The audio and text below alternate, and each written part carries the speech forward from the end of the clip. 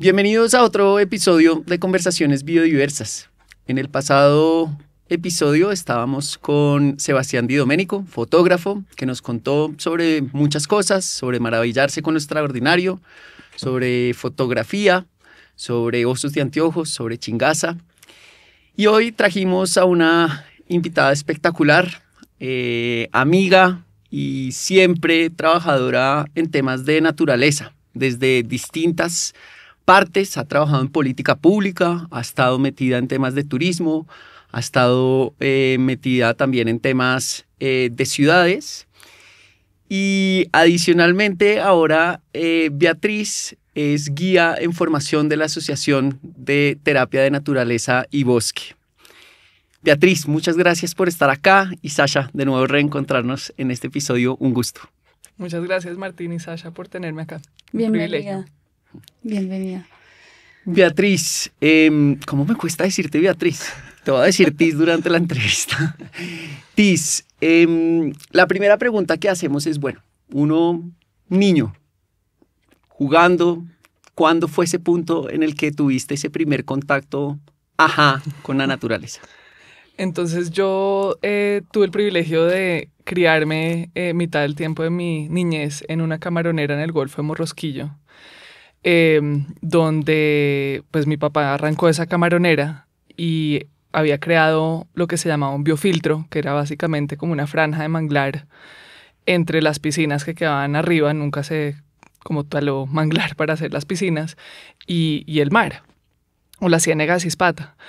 Y en esa franja de mangle me acuerdo salir muchas veces con una bióloga que se llamaba Lucha Mangle, Luz Ester Sánchez, pero le decían Lucha Mangle, para ver cómo estaba funcionando el manglar, y nos metíamos con el agua pues hasta el cuello y yo le ayudaba, era como su asistente de campo, digamos, ayudándole a sembrar mangle, a ver cómo iban las tasas de crecimiento y demás. Y a mí me encantaba meterme ahí, estar metida ahí todo el día. Y a veces nos perdíamos y salíamos 6 horas más tarde de ese lugar lleno de mosquitos, lleno de boas, de caimanes, de todo, jejen a la lata. Claro. Y esa fue mi niñez, metida en un manglar. Y entonces, ¿cuándo es ese momento en el que se profesionaliza la delicia de perderse con Lucha Mangle? Lucha Mangle, además, sí, digamos, probablemente si hubiera existido Instagram y redes sociales, sería una influencia tremenda. Era famosa en la costa. Sí. Cuéntame cuándo fue ese momento como de profesionalización en el que tú dices, listo, esto me gusta, me parece lindo, como nos pasa a muchos de los biólogos, pero quiero pasar a un momento de profesionalizar esto. Sí, yo creo que llega el momento de decidir uno qué quería estudiar. Claro. Y yo pues me fui a Estados Unidos a hacer el pregrado, y allá pues había que escoger qué quería hacer. Y había una carrera que se llamaba Ciencias y Políticas Ambientales, y entonces que pues integraba un poquito la parte de ciencia, de física, de química, de cálculos, ¿no? Toda la parte pues muy científica, con antropología, economía, humanidades, ¿no? Y eso me gustaba mucho, esa mezcla, porque sentía que yo sí quería hacer algo aplicable, ¿no? Entonces por eso dije, pues esto suena que es muy como en mi vena de lo que quiero hacer. Y te fuiste a estudiar afuera y decidiste volver. ¿Por qué? Sí, yo creo que mis papás nos criaron con un sentido de responsabilidad del país al que nacimos, y un amor por Colombia también. Entonces siempre era entendido de que pues nos íbamos por fuera a estudiar, pero siempre regresábamos. Entonces yo jamás me imaginé, ni contemplé, ni busqué una oportunidad de quedarme allá. Siempre tuve muy claro que quería volver. Y regresaste de Beatriz, ¿y qué hiciste con eso que...? Entonces yo regresé y trabajé un rato en el Instituto Humboldt, en temas de servicios ecosistémicos, porque un poco... Déjame interrumpirte ahí. El Instituto Humboldt, para los que no lo saben, es el ente del gobierno encargado de hacer todo el estudio de la biodiversidad y de guardar los bancos de datos sobre biodiversidad de distintos tipos, ruidos o cantos de aves, colecciones biológicas enormes de plantas y colecciones enormes de animales. Dale. Y distribución de especies, Y distribución de especies. ecosistemas también, de páramos, de limitación de páramos, Claro. de humedales y demás. Sí, entonces yo empecé a trabajar en el Instituto Humboldt, trabajé ahí como año y medio en modelar. Yo había hecho una certificación en la Universidad de Sistemas de Información Geográfica, de SIG. Entonces empecé a modelar servicios ecosistémicos con cambios de uso de la tierra. Y fue ahí ¿no? que yo empecé a entrar al mundo de los servicios ecosistémicos, como cuáles son esos servicios que son de utilidad para la humanidad. Hagamos un poquito de zoom ahí en los servicios ecosistémicos, porque yo creo que es un concepto que no todo el mundo entiende a fondo y que es muy importante hoy en día para tomar decisiones de conservación.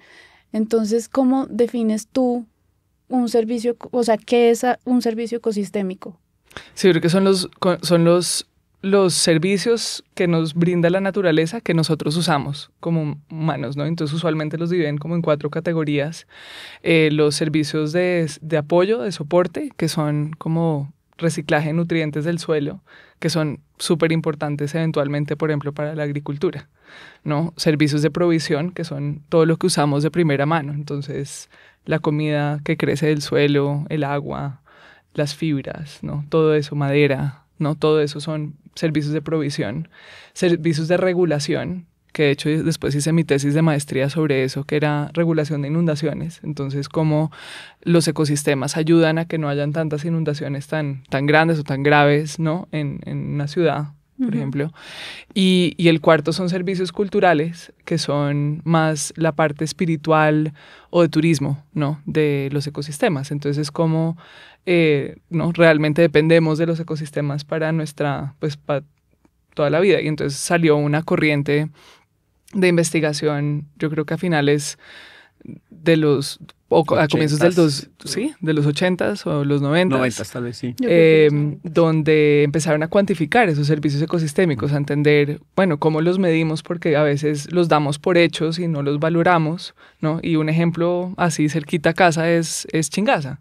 Chingaza le provee el agua a Bogotá, ¿no? Y el acueducto seguramente no gasta tanta recurso en purificar esa agua porque ya eso es una función que lo hace el ecosistema. Mientras que si vas a Cartagena, ¿no? El agua que sacan del río Magdalena pues viene un poquito más sucia, entonces tienen que invertir más. Entonces ese es el tipo de servicio que cumple ese rol la naturaleza. Claro, y algo que también empezó a surgir con con este boom de los servicios ecosistémicos fue empezar a evaluar económicamente cuánto representa cada servicio ecosistémico, ¿no? Entonces, por ejemplo, lo que tú dices de Chingaza, ¿cuántos millones de pesos o cuánto dinero nos ahorra Chingaza a la ciudad? Y quiero pues preguntarte como tú qué piensas de eso, de esa monetización, digamos, de los servicios ecosistémicos. Entonces, eso ha sido como un debate, creo que me ha tocado fibras últimamente, porque creo que crecí en una familia pues muy capitalista, por así decirlo, ¿no? Como nosotros somos la especie dominante, ¿no? La especie más importante. Y yo creo que yo me encontré un lugar en esa investigación de servicios ecosistémicos porque veía que era la manera de yo poder hablar con ellos el mismo idioma, ¿no? Y decir, no, pues entonces esto es importante porque entonces, ¿no? Te da esta agua y no pagas tanto y demás. Pero eso rápidamente uno empieza a estudiar servicios ecosistémicos y entran en conflicto 1000 cosas, ¿no? Entonces, ¿quién dice, por ejemplo, el Tayrona es un ejemplo de esto, que 2 meses al año ¿no? los mamos dicen no más turismo, ¿no? Que es un servicio ecosistémico porque necesitamos que la naturaleza vuelva a tomar, como no esté sin gente. Es un lugar sagrado, ¿no? Y eso también es un servicio ecosistémico. Entonces, ¿tú cómo empiezas a evaluar una versus otra, ¿no? y al final, pues nosotros también somos naturaleza, nosotros somos una especie más y nos hemos jurado que somos más importantes, pero ¿por qué? ¿No? Y de hecho hemos sido en términos temporales hemos sido insignificantes. Insignificantes, pero el impacto que hemos generado es gigante y nosotros, nuestra dependencia hacia el mundo más allá del humano es todo, ¿no? Dependemos absolutamente. Mientras que si nosotros nos llegásemos a extinguir, pues la naturaleza sigue, Sí. ¿no? No nos necesita. Y entonces yo creo que he estado replanteándome esa idea de, pues, cuál es realmente nuestro lugar, ¿no? Y yo creo que desde una manera muy, tal vez humilde y como mantenerlo en la mano como una posibilidad es también cuestionar nuestro sistema de desarrollo, ¿no? Con el colapso mundial que nos rodea y demás, como que ha sido el éxito, ¿no? Ha sido la manera de desarrollarse, o nos podemos pensar de otras formas, ¿no? Tal vez más recíprocas, ¿no? De vivir. Me gusta la palabra lenguaje. Adentrémonos ahí un poquito, porque encontraste esa niña que salía con Lucha Mangle, probablemente encontró un lenguaje para hablar con los que la rodeaban, con sus papás, con su familia. Vámonos al turismo. En el turismo se hablan muchos lenguajes y el turismo de naturaleza se ha propuesto como uno de esos grandes servicios o actividades en las cuales siempre se muestra como un win-win. Y yo de verdad tengo la convicción que en efecto hay ejemplos de que es una actividad que logra generar cosas buenas para todos los actores que están ahí metidos cuando se hace bien. Pero también existe un montón de ejemplos de cuando no se hace bien. Cuéntame un poquito, tú trabajaste en turismo de naturaleza, sí, en turismo sostenible, si quieres cuéntanos un poquito de las definiciones también. Sí, perfecto. Y sobre ahondemos un poquito en entonces, el turismo en Colombia. El turismo de naturaleza, me voy a enfocar en ese, Dale. Que es el que conozco, es un arma de doble filo, ¿no? Sí. Entonces puede ser súper depredador o puede ser parte de la solución, ¿no? De generar un cambio positivo. Nosotros, pues yo trabajaba en un programa financiado por USAID, donde queríamos apostarle al turismo regenerativo de naturaleza. Y claro, eso a veces sonaba como la otra palabra, ¿no? De moda ahora, regenerativo, pasó de ¿no? sostenible. Pero para mí sí ha sido como un cambio de paradigma un poco esa palabra, porque no es un checklist como si se volvió la sostenibilidad, ¿no? La sostenibilidad se volvió como recicla, check. Recicla el agua, check. Hace compost, check, ¿no? Tiene 3 canecas, check, ¿no? Y eso realmente no es sostenible. O sea, eso no te lleva realmente a la solución. Y mucha gente dice, no, pero yo compenso mi huella, ¿no? Pero no se cuestionan más allá de eso. Y desde lo regenerativo, la manera como lo entendíamos, digamos, desde el turismo, era uno estar siempre, constantemente preguntándose qué externalidades tenía, como qué efectos no intencionados tenía y también cómo podía mejorarlos, ¿no? Entonces nunca llegabas a tener un checklist, sino que siempre estabas en una constante, continuo. Exacto, una constante evolución de mejoramiento. Entonces eso se volvía pues como una luz del norte, digamos, ¿no? Hacia donde todos los atractivos turísticos podían llegar a ser y aspirar a llegar, ¿no? Sin decir yo ya llegué a lo que yo quería, no, siempre hay campo para mejorar. Y en Colombia, digamos, los sitios donde nosotros trabajábamos eran los lugares PEDET, ¿no? Las zonas de posconflicto en el país donde todavía hay muchísima biodiversidad, ¿no? Absolutamente increíble los lugares donde trabajábamos y a la vez pues una necesidad muy grande de tener otro tipo de desarrollo, ¿no? Que no fuera, por decir algo, la ganadería extensiva, ¿no? Sino realmente valorar esos lugares biodiversos únicos del país y también su gente. Yo incluyo ahí la diversidad cultural también, que es demasiado rica en nuestro país. Entonces, sitios como Guapi, como Tumaco, como Guaviare, como Putumayo, Caquetá, ¿no? Montes de María, Sierra Nevada, Santa Marta, el Meta. Serranía del Perijá. Serranía del Perijá. O sea, son unos lugares realmente espectaculares y que depende del tipo de desarrollo. O sea, no queremos convertirnos en Salentos, ¿no? En todo el país, sino realmente un turismo exquisito, ¿no? no necesariamente de lujo, diría yo, no necesariamente tiene que ser lujoso, pero sí invitar o traer un turismo de muy alta calidad que valore la experiencia que está haciendo. Entonces, uno de los cambios de paradigmas que teníamos era mídase por, ¿no? Que no sean como el número de personas su métrica de éxito, sino quizás mejor ingresos, ¿no? Si 10 personas pagan igual que 2, pues mejor tener 2, ¿no? Y en turismo lo que vimos también es que en un área, por decir algo, de 100 hectáreas, que podía ser una finca turística, pues realmente el turista solo visita, haz de cuenta, 5 hectáreas, ¿no? Sí. Pero tú necesitas esas otras 95 hectáreas para soportar las poblaciones de animales que quieres que los turistas vean. Entonces las aves, por ejemplo, el gallito de roca o inclusive el jaguar, ¿no? Tú necesitas un área muy grande para que el jaguar pueda comerse sus presas y haya suficientes presas para que el turista en esas 5 hectáreas lo logre ver, ¿no? Pero entonces sí, conservar esas 95, por más de que el turista pues a esas no va directamente, ¿no? Beatriz, ¿tienes algún ejemplo de eso? De un turismo que sí funcione y que no sea, que no se haya ido al otro filo, digamos, al que tú decías como el depredador, como para que, y de pronto otro también que sí, o sea, ¿en qué momento se cruza la línea en querer uno llegar a ese turismo del que tú estás hablando? O sea, porque explícame un poquito por qué hablabas de que es un arma de doble filo y tal vez como con ejemplos para entenderlo un poquito mejor. Perfecto. Entonces,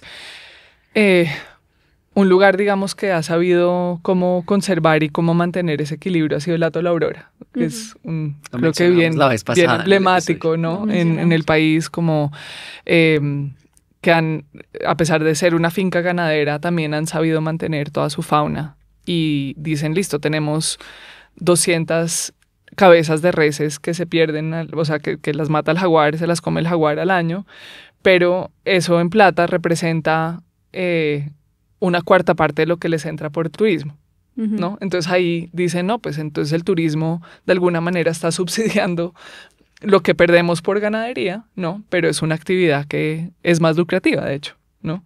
Entonces ahí tienen ese balance entre, ¿no?, la naturaleza y pues la actividad ganadera. Digamos que yo creo que lo que ha ocurrido en Salento es que ha sido un desarrollo pues muy rápido y muy masivo y han adecuado las instalaciones para recibir ese turismo masivo, donde se ha perdido yo creo que mucho de la esencia de lo que es el Valle del Cocora, ¿no? Entender, hay un valle muy cerquita que se llama Tochecito que tiene una densidad de palmas aún más grande, ¿no? Y ese todavía pues no lo han descubierto afortunadamente, digamos, ¿no? Sí. Pero yo creo que sí hay que pensarse un poco y yo creo que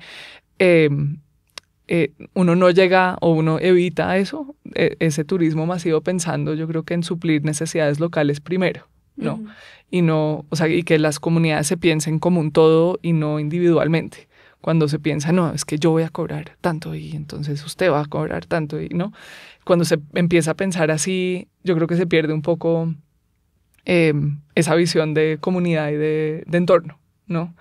En Tumaco, digamos, hay experiencias espectaculares y tal vez invitar a los oyentes también a ver en la página de Acotur del Gremio de Turismo Responsable una página o unas experiencias que se llaman Destinos Emergentes, donde salen todos estos destinos que son como los menos viajados, ¿no? Los menos pisados, donde realmente hay una riqueza de lugares donde uno realmente siente que uno es especial, ¿no? Cuando uno viaja, por la manera como las comunidades lo reciben a uno, que es ese turismo autóctono, ¿no? Y puede que no se atrase el bus o se atrase el transporte, llueva, ¿no? Lo que sea que pueda ocurrir, pero es parte de la experiencia, ¿no?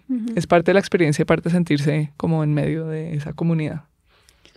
En ese marco de que se atrase el bus, cuéntame un poquito también el rol de uno como turista, porque uno puede ver, no, es que tomaron malas decisiones de política pública, como todo ponerlo en el otro, pero también hay un juego de, bueno, yo también acostumbrarme a que voy a unas experiencias, pues que de pronto no voy a tener, voy a decir cualquier cosa, luz todo el día o nevera todo el día, pues porque las mismas situaciones y escenarios de los lugares pues no permiten y no es adecuado tener luz todo el día.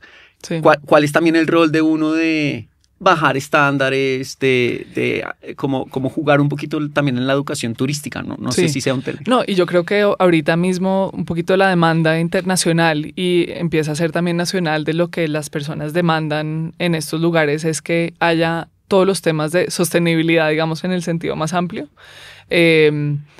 Que haya que no de esas 100 hectáreas que hablábamos antes, si 5 están en turismo, que las 95 no se pasen a ganadería extensiva, ¿no? Yo creo que tiene que haber una coherencia ahí y el turista está pagando también por eso, ¿no? Por decir, oiga, si yo veo que mi plata contribuye a la conservación de esas 95, yo estoy más probable en ir. No es más probable que yo vaya a que vaya a otro lugar, ¿no? Entonces, de hecho, eso es lo que un poco guía también a los dueños de los atractivos de crear una experiencia como más en sintonía con la demanda, decir, no, pues cuando llegue el turista acá, no, a desayunar a este lugar, pues yo no voy a poner reggaetón. No, yo voy a dejar que se oiga la naturaleza porque por eso está acá, ¿no? Entonces, a veces tal vez confundimos que lo deseable es oír el reggaetón en la mañana, que las personas quieren eso cuando realmente no. Entonces, pero el turista yo diría que es tal como decimos con la comida que comprar comida es un acto político, yo creo que comprar un lugar de una experiencia turística es un acto político porque tú estás apoyando un tipo de turismo u otro, ¿no? Claro. Pasemos ahora a esa parte de formación. Estás como guía en formación de la Asociación de Terapia de Naturaleza y Bosque. Y corrígeme si no, pero yo siento que ha sido un nuevo lenguaje en tu vida. Total. Que además no tenía ni idea que esa asociación existía. La acabo de enterar acá antes de empezar el podcast con Beatriz, que estábamos pensando si la presentaba Martín o la presentaba yo, y yo dije, no tengo la memoria para aprenderme asociación de qué. Terapia de Naturaleza y Bosque.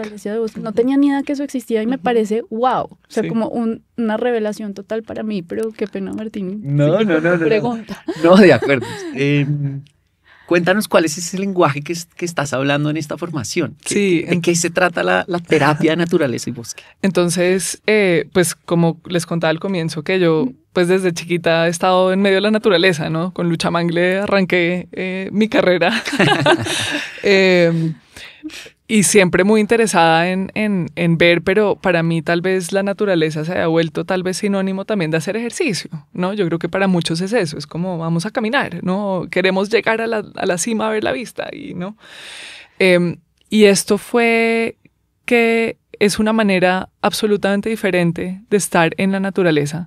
Y lo que decimos en la formación es que el terapista es la naturaleza, es el bosque, y uno es el guía que abre la puerta, ¿no? Pero realmente quien hace de terapista es la naturaleza o el bosque, y que cada persona a su medida va encontrando las cosas que necesita en ese momento, ¿no? Entonces consiste en unas, digamos, caminatas, pueden durar de 1 a 4 horas, muy lenta, ¿no? Muy, muy lenta. Si uno recorre 100 metros puede ser mucho, ¿no? Uh-huh. Y la compone una serie de invitaciones para abrir sentidos, para parar un poco, porque una de las cosas es que vivimos en un mundo donde todo tiene que ser ya, es una prisa constante, y yo creo que yo pues viví, ¿no? En mis últimos cargos que eran directivos, viví ese estrés absolutamente día a día, ¿no? De 1000 cosas, me enfermé por eso, o no sé si por eso, pero me enfermé.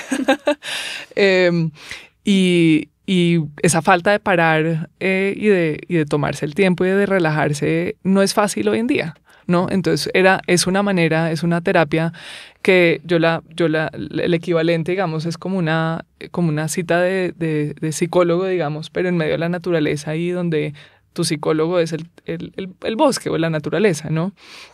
Y ha sido una manera pues muy diferente de ver el mundo natural o el mundo más allá del humano. Y donde también he descubierto muchos beneficios al bienestar humano y a la salud de estar ahí. O sea, para personas con depresión, con ansiedad, con estrés, con agotamiento, burnout, ¿no? Es propio, ¿no? Pero también inclusive para personas que quieran buscar un poquito más de bienestar, de creatividad, ¿no? El otro día, hago un paréntesis, me fui a acampar a la finca sola, no, una noche, nunca me había ido a acampar sola, y dejé el celular en modo avión en el carro, ¿no? Dejé la comida, también hice ayuno, y estuve allá como 20 horas así, sola, contemplando y con una libreta para apuntar cosas, y la creatividad que le surge a uno en medio, en un entorno así es total, y no nos damos, yo creo que el lujo, la oportunidad de vivir ese tipo de desconexiones hoy en día, ¿no? Y todo el tiempo tenemos que estar oyendo algo, tenemos que estar haciendo algo, cuando realmente deberíamos no estar todo el tiempo pensando que tenemos que hacer algo, como ese afán del día. Y esas terapias lo que hacen es que, pues sí, lo hacen parar a uno, lo hacen bajar las revoluciones. Wow, muy interesante. Y tú dices que estás en formación, pero digamos, ¿en qué lugares, o sea, a dónde has ido a hacer este tipo de terapias? ¿O cómo es la formación? Pues como que lo hacen, me imagino, en la práctica.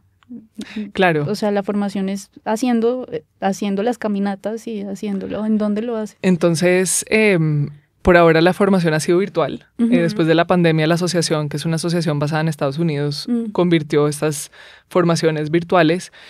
Justo ahorita a final de mes me voy a hacer la inmersión presencial, ¿no? El componente presencial.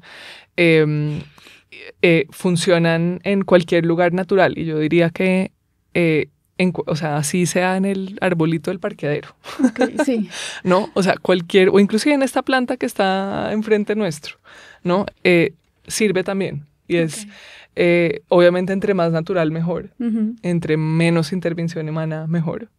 Pero lo que tengas al alcance, yo creo que a veces es muy difícil para la gente acceder a lugares tan naturales, ¿no? Entonces, cualquier pedacito de parchecito de pasto, lo que sea, ¿no? Sirve. Wow. Y acá en Bogotá, digamos, hay muchos senderos en los cerros orientales. Me contaste el otro día que hiciste una en el Jardín Botánico, ¿no? Como Exacto, que no es tampoco que toque irse a Chingaza o en el Parque del Virrey o en la Quebrada de la Vieja. Exacto. Que hay en Bogotá. Exactamente. Todos esos son lugares perfectos, digamos. Y de hecho, lo mejor es hacerlo en un lugar donde las personas se sientan cómodas. O sea, uno se tiene que sentir seguro, se tiene que, ¿no? Yo tengo que poder estar en un lugar donde no sienta que me van a robar el celular en cualquier momento, ¿no? Ahí no logras realmente la profundidad y entregarte a esos niveles como más profundos de relajación, ¿no? Claro. Y hablas de como sentirse seguro, y te quiero hacer una pregunta, es como qué nivel, o sea, sí, digamos, qué tipo de naturaleza se necesita. Estoy pensando que, por ejemplo, yo acabo de llegar de una salida de campo en un lugar que es bien rudo, que es en el Piedemonte Llanero, en la zona de Medina, y la cantidad de zancudos que había, o sea, de verdad que llega uno a la ciudad y es como, uff, me salí de esa nube de zancudos, y las lluvias por las noches era una cosa impresionante, con truenos, que uno decía en qué momento me va a caer un trueno encima. Yo creo que hay un nivel de salvajidad en el que de pronto las personas ya no se sienten tan cómodas, o tú igual lo harías, te las llevarías allá a esos lugares. Me causa como esa curiosidad, como qué nivel de hasta dónde se puede. Pues sí, como... digamos que pues tocas un punto muy, muy clave, y es que en lugares más calientes, digamos, no solamente mosquitos, pero también, por ejemplo, culebras venenosas, pues hay más, ¿no? Que en climas fríos. Hay una práctica que en esta formación nos dicen, hágalo lo más frecuente posible, y es básicamente una meditación de 20 minutos en un lugar natural, ¿no? Todos los días. Es simplemente sentarse a mirar. Martín me acompañó en una ocasión a una. Y es básicamente uno se va fijando en lo que ve, ¿no? yo he sido pésima para meditar. Lo he tratado 7.000 veces, 7.000 veces lo he fracasado. Y esto sí ha sido como en la vena, ¿no? Okay. Me ha dado en la vena y he logrado hacerlo y me encanta hacerlo. Y he hecho esa práctica en diferentes climas, ¿no? Desde Cartagena, Napoima, los llanos. Y sí, el tema de los mosquitos es un tema, digamos, uno es difícil, exacto. Yo creo que uno en esos climas podría ponerse como un toldito alrededor para estar cómodo, porque sí es muy importante uno estar cómodo y no estar pensando en me va a dar dengue, ¿no? Claro, o algo así. Claro. Yo he descubierto que en el clima frío, donde no hay mosquitos, digamos que uno logra hacerlo más. Claro, eso tiene como el balance. Pues el balance de que sí tienes que estar abrigado, que puede estar lloviendo y tienes que estar bien abrigado, ¿no? Que también es rico pensar en una playa, digamos, donde no hay mosquitos, pues qué delicia hacerlo, claro. ¿no? Como sentir realmente la arena en las piernas o lo que sea, pero sí me ha costado, no he guiado ninguna en clima caliente todavía, todas han sido en clima frío por ahora, pero sí, los mosquitos y claro, las especies, las cosas que te pueden picar, mejor dicho, son más prevalentes. Claro, que igual yo creo que también hacen parte de la terapia, pues como someterse, no sé si es para todos los perfiles, pero a esas condiciones y como asumir como esa realidad y eso estar presente un poco, ¿no?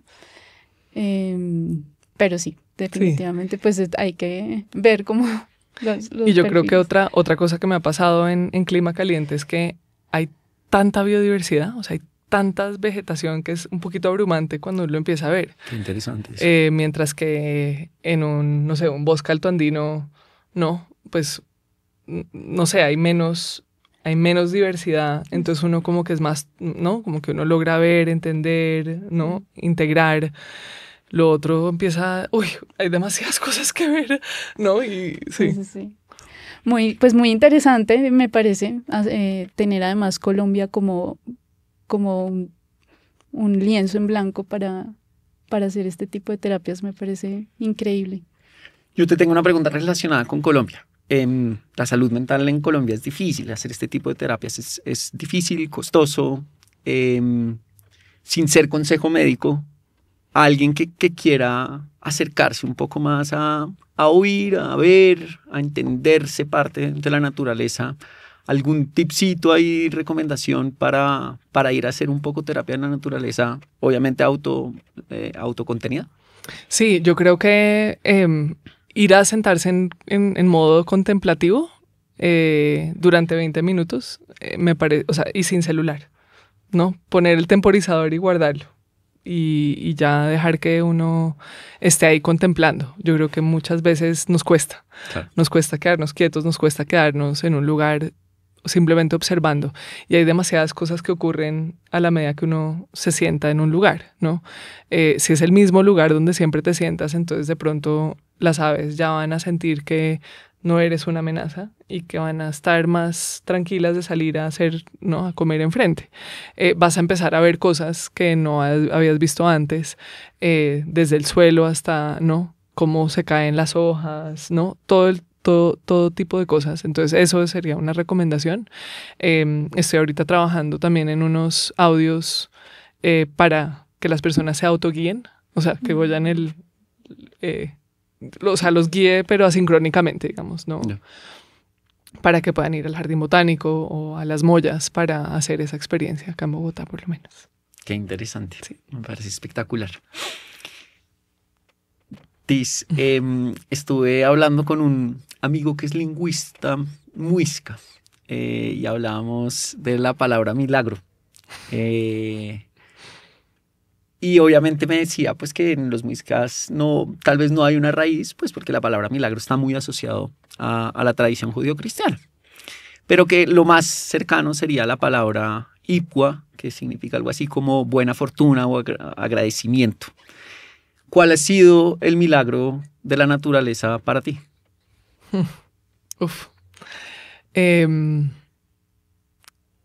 Yo creo que uno sentirse que uno es parte de ella, para mí ha sido como o sea, es un poquito descubrir que el agua moja, ¿no? Pero ha sido como otra perspectiva totalmente diferente a la que uno ve. Una de las cosas que tú sabes que me han movido los últimos años ha sido que descubrí que con linternas UV uno logra ver líquenes de todos los colores de noche.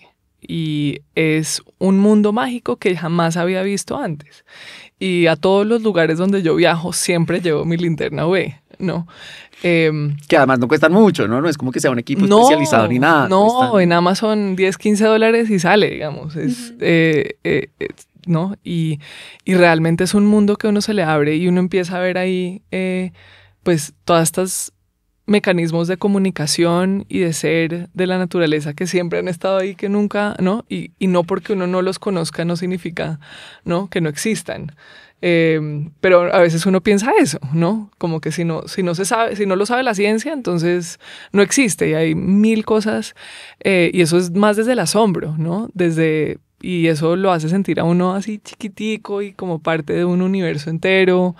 Y eso ha sido muy lindo. Y entonces un poco a tu pregunta voy a la importancia de las historias, ¿no? Y que nosotros somos las historias que nos contamos y lo que nos han contado nuestros padres que somos, ¿no?